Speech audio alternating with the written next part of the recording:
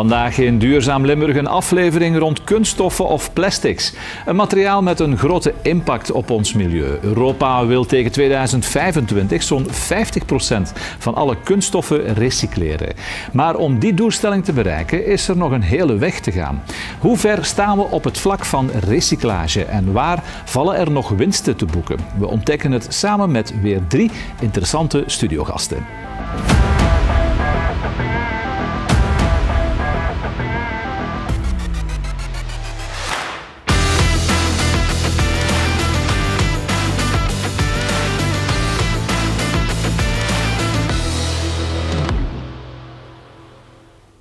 En is er al meteen komen bijzitten bij ons hier in de studio Tom van de Put, gedeputeerde voor Economie en voorzitter van de Provinciale Ontwikkelingsmaatschappij POM Limburg. Welkom, een aflevering over kunststoffen, over plastics dus. Ja, een materiaal, heel vreemd, dat steeds vaker gebruikt wordt in onze maatschappij. Wel ja, ik denk dat de stilo die we vast hebben, waarmee we schrijven, de kleren die we aan hebben, dat die plastic bevatten, de woningen waarin we wonen alsmaar meer, de auto's waarin we rondrijden, de stoel waarop we zitten. Dus plastic is alom tegenwoordig in onze samenleving. En natuurlijk heeft dat ook repercussies op het milieu, op het klimaat. En wij hebben natuurlijk maar één moeder aarde en het is aan ons dan als beleidsmaker om ook te zorgen dat enerzijds die industrie niet stilvalt, dat de jobs die daar zijn en zeker ook in onze provincie gevrijwaard kunnen worden, maar dat we met innovatie en met wetenschap dat toch gaan omdenken, die processen, en dat we zorgen dat de generatie na ons, onze kinderen en kleinkinderen, ook in een wereld kunnen leven waar het goed is om te wonen en te leven. Maar wat kunnen we zeggen over de impact op ons milieu van die plastics? En toch zeker als we naar de klassieke plastics kijken. Wel, we zien daar dat berekeningen ons zeggen dat er een 350 ton per jaar eigenlijk wordt omgezet in plastics. Dat de prognoses daar zijn naar 2050 dat dat eigenlijk maal 3 gaat. Naar 1 miljard ton aan plastics wat gebruikt wordt. Dus dat is toch wel een materieel bedrag waar we slim mee moeten omspringen. En vandaar dat wij ons beroepen. We moeten daar ook niet paniekerig over doen, maar natuurlijk is het zo dat Europa alsmaar meer verplichtingen oplegt, omdat dat varianten zijn die zeer milieubelastend zijn en dat we daar ook samen met de wetenschap moeten kijken op welke manier dat we daar naar de toekomst mee gaan omgaan en bepaalde productieprocessen herdenken met de innovatie die voorhanden is, zorgen dat we meer en meer overschakelen op bio-gebaseerde plastics. Ja, Europa heeft met andere woorden een traject in gang gezet om die verandering teweeg te brengen in de sector. Hoe staat op dat vlak Limburg ervoor? Want ook wij hebben hier toch wel die problematiek. Ja, problematiek, maar het heeft natuurlijk ook positieve effecten. Als we denken aan de automobielindustrie, dan zien we dat meer en meer plastics gebruikt worden in de auto's, waardoor de auto minder weegt en dus minder CO2 uitstoot. Een tweede voorbeeld in de voedingssector, waar we zien dat verpakking, die alsmaar innovatiever wordt, ervoor zorgt dat de houdbaarheidsdatum van onze charcuterie die we verpakt kopen in een winkel, dat de houdbaarheid van onze voeding langer duurt en dus ook de ecologische footprint opnieuw kleiner wordt. Dus er zijn heel veel voordelen aan het gebruik en aan die nieuwe innovatieve toepassingen. Maar we moeten anderzijds ook kijken op welke manier we meer gaan kunnen recycleren, zuiverder recycleren dan vandaag het geval is. En eigenlijk het hele productieproces, het begin, de gebruiker, maar ook de afvalophaling en de recyclage die daarop volgt, dat we eigenlijk het hele ketentraject, dat we dat gaan omdenken. En daar zijn we in Limburg niet de enige uiteraard in, maar het is wel belangrijk omdat we daar een groot aandeel van die sector vertegenwoordigen in Vlaanderen. En daar werkt dus POM Limburg rond, jullie ondernemen daar actie rond, concreet door een kunststofcommunity op te richten. Wat moeten we ons daarbij voorstellen? Ja, dat klopt, omdat we een 100-tal bedrijven hebben in onze provincie die daarin actief zijn, een 80-tal in de productieketen en het vervaardigen, een 20-tal in recyclage. Dus dat is toch wel goed voor bijna 20% van het aandeel in Vlaanderen in die sector en dus willen we ook koploper zijn.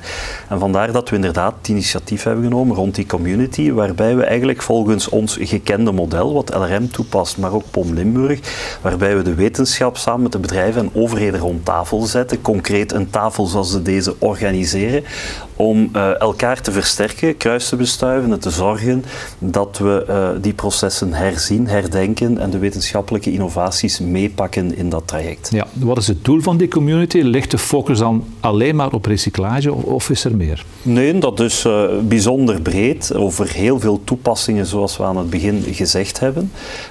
Wij doen projecten, wij doen vergaderingen, wij doen infosessies, wij doen het toeleiden richting de kennis en de wetenschap. Maar er zijn ook heel concrete producten. Bijvoorbeeld in deze Stockholm is er een bedrijf, Plastics for You, wat ondertussen bio-based plastiek vervaardigt en effectief in de productielijnen daar nieuwe technieken toepast en op die manier zorgt dat de plastics die gebruikt worden, dat die ook afbreekbaar zijn voor 100% en dat dat op die manier bijdraagt aan het milieu en het klimaat van morgen. Goed bezig, maar er mag nog een tandje bijgestoken worden. Ja, dat proberen we te doen met heel veel partners en ik denk dat we daar op een goede samenwerking van iedereen kunnen rekenen. De wetenschap, de bedrijven, waar we ook natuurlijk hun belangen mee willen verdedigen, want het zijn ook die jobs die in onze provincie belangrijk zijn. En het is natuurlijk ook belangrijk dat de Limburger, dat het allemaal betaalbaar en haalbaar blijft naar de toekomst. Dat we niet het boze Europa op ons aftrekken, maar wel omgaan met de nieuwe regelgeving die er daar is en het klimaat en Limburg groener en mooier achterlaten. Ik denk dat de boodschap duidelijk is. Bedankt voor uw komst naar de studio, meneer Van de Put. We halen er zo dadelijk een andere gast bij, maar gaan eerst even een kijkje nemen in Beringen, op de site van Borealis. Het chemisch bedrijf uit Oostenrijk is een van de grootste producenten ter wereld van de kunststof polypropyleen.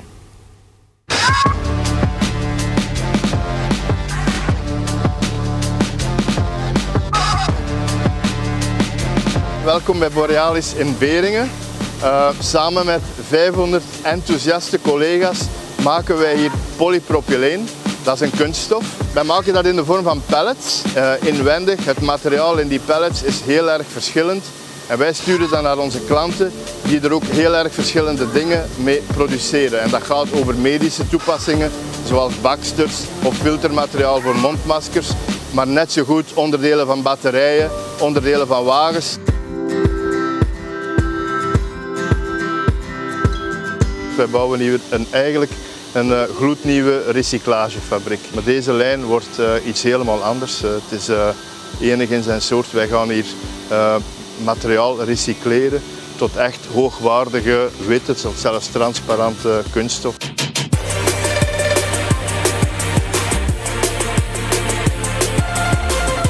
Wij willen een goede buur zijn, een veilige buur voor iedereen rond ons. En wij willen ook iets goed doen voor de planeet en dat is duurzaamheid. Heel concreet wil dat zeggen dat wij op termijn ernaar streven om geen CO2-uitstoot meer te genereren met onze fabriek. We hebben bijvoorbeeld een samenwerkingsverband met de biostoomcentrale hiernaast. Die zetten eigenlijk al het huishoudelijk restafval van alle inwoners van de provincie Limburg om naar energie. Wij nemen die energie binnen. En dat heeft ons tot nu toe al toegelaten om 1 stoomketel uit dienst te nemen. Dat is minder CO2-uitstoot.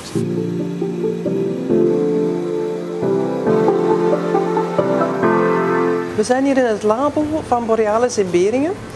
Hier doen we kwaliteitscontrole voor de producten die we op de locatie maken. We zetten heel sterk in op de duurzaamheid van onze producten. Een mooi voorbeeld daarvan zijn de herbruikbare bekers die we allemaal kennen van festivals, zoals deze hier, recent gebruikt op Pukkelpop. Maar daarnaast gebruiken we die producten ook zelf, of die concepten ook zelf, op onze eigen locatie. Bijvoorbeeld alle koffiebekers die hier op de site gebruikt worden in de koffiemachine, zijn herbruikbare bekers gemaakt uit polypropyleen.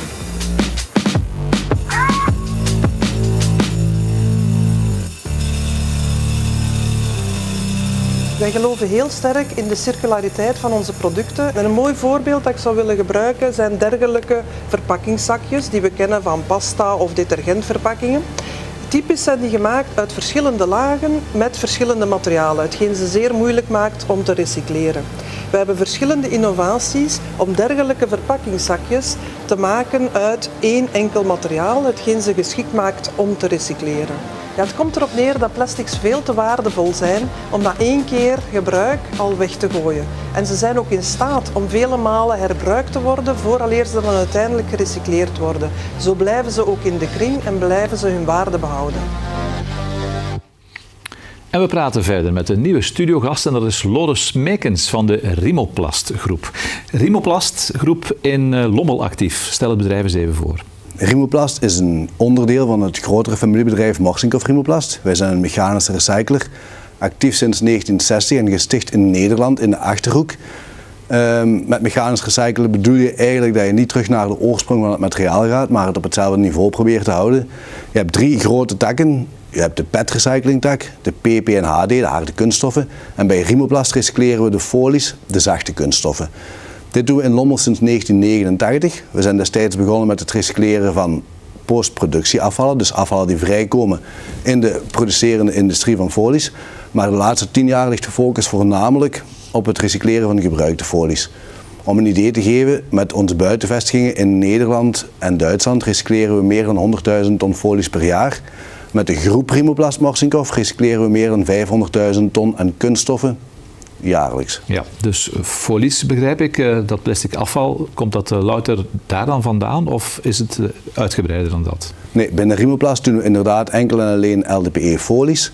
We zijn actief in de productieafvallen en dan halen we onze afvallen bij folieproducerende bedrijven zoals bijvoorbeeld Alpagro in Houthalen of Segers en Balkan in Diest. Maar de gebruikte folieafvallen, dan kijken we meer naar de retailsector, zoals Colruyt bijvoorbeeld, of de grotere distributiecentra, zoals IKEA. Ja, en in hoeverre kan een plastic verpakking, zoals bijvoorbeeld een shampoofles, gerecycleerd worden vandaag? Ja, binnen ons bedrijf, Morsinkhoff Rimoplast, hebben wij echt wel de nadruk op upcycling liggen. Waarmee we bedoelen, we proberen de verpakkingen, zoals wij ze betrekken uit de markt als zijnde afval, als granulaten terug in de markt te brengen op hetzelfde niveau. Dus in het geval van folies gaan we onze granulaten toeleveren bij de folieproducerende industrie. En dan mag je gerust verder denken als alleen een vuilniszak. Onze materialen vind je de dag van vandaag ook terug in allerlei soorten consumentenverpakkingen, zoals de collation grond frisdrankverpakkingen of de potgrondzak of hygiënefilms. Ja. De petfles brengen we al jaren terug op het niveau van een petfles. Dus dan kunnen we effectief foodgrade doen. En de nieuwste ontwikkelingen zitten voornamelijk in het PP en HD afval dat door de mensen thuis verzameld wordt in de blauwe zak. En wat wij volgend jaar in onze nieuwe vestiging in Lommel zullen gaan recycleren. En dan kan je effectief van shampoofles terug naar shampoofles gaan. Ja, ik denk dat de technieken in jullie vak niet stilstaan, hè? Nee, het is een heel erg innovatieve sector. Die gepusht wordt door de wetgeving, maar ook door het milieubewustzijn bij de burger op straat uiteraard. Iedereen vraagt om meer duurzaamheid. En dat is natuurlijk een stimulans voor het ontwikkelen van nieuwe methodes om zo hoogwaardig mogelijk te recycleren. Ja, nu de burger speelt een heel belangrijke rol in het hele proces en kan helpen met hoogwaardig recycleren. Hoe?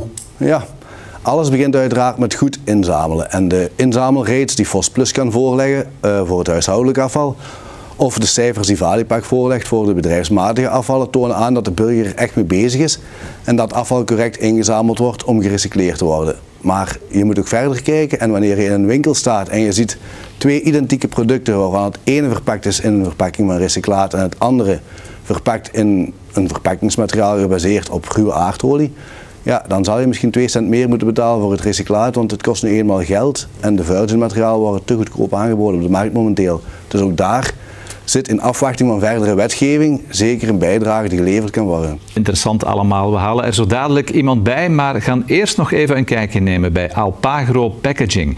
Het familiebedrijf uit Houthalen maakt plastic folies die onder andere gebruikt worden in de groente- en fruitsector. En zij doen dat voor een groot stuk met gerecycleerde plastics van bij Rimoplast.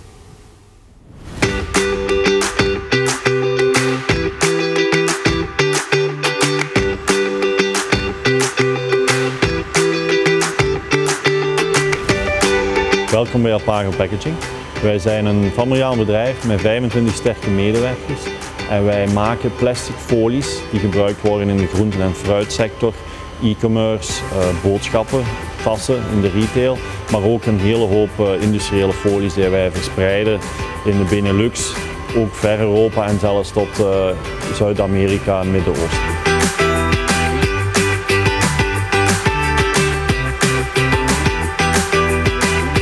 Duurzaamheid komt terug bijvoorbeeld in de boodschappentassen, waar wij tot 80% gerecycleerde plastic in kunnen zetten. Dat kan plastic zijn van verzameld die in winkels is, maar ook evengoed plastics die u en ik verzamelen in de P&D-zak. Daar worden de folies uit uitgesorteerd en die vinden hun weg terug naar onze machines om er terug folie van te maken.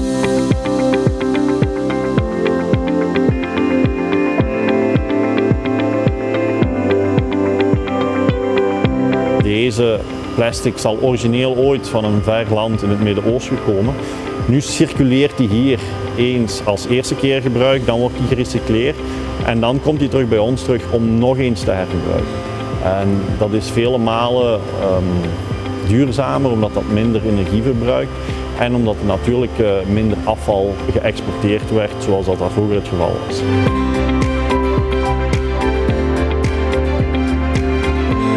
Voor de rest hebben wij eigenlijk ook nog een bio-afbreekbare folie.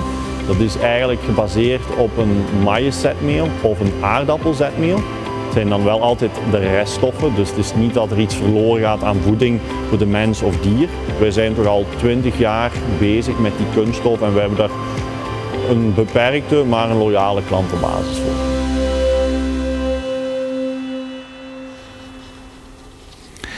En is komen aanschuiven professor Roos Peters van de Universiteit Hasselt. Mevrouw Peters, u begeleidt het voormalige verpakkingscentrum van de U Hasselt, maar dat heeft tegenwoordig een andere naam gekregen.